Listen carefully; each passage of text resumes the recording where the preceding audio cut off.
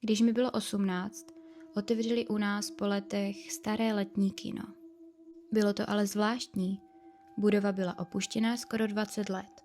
Zarostlá plevelem, s rozbitými okny a propadlým plotem. Jednoho letního večera jsem šla kolem a všimla jsem si něčeho zvláštního. Na plátně běžel film.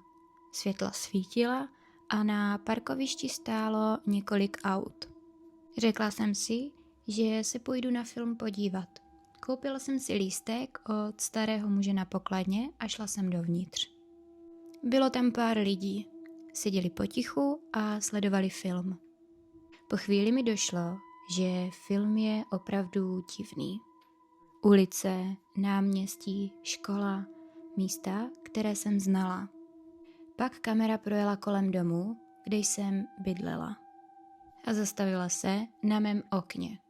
Úplně mě zamrazilo, protože v tom okně jsem stála já a dívala jsem se ven.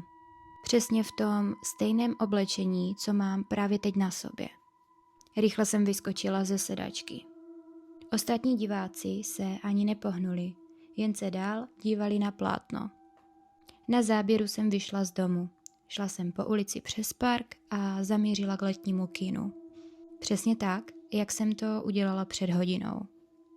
Pak jsem na plátně uviděla sama sebe vstupovat mezi sedačky do řady, ve které jsem právě seděla. A v tu chvíli film začal pokračovat dál. Ukazoval něco, co se ale ještě nestalo. Viděla jsem, jak vstávám a utíkám rychle k východu. Někdo mě chytl za rameno a já jsem se strašně lekla.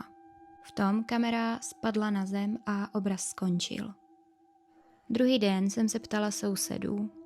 Řekli mi, že poslední promítání se tam konalo před 20 lety a skončilo velkou tragédií.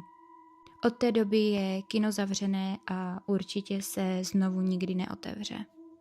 Pak přišel jeden neznámý muž a zeptal se mě. Tak co, už pustili tvůj film?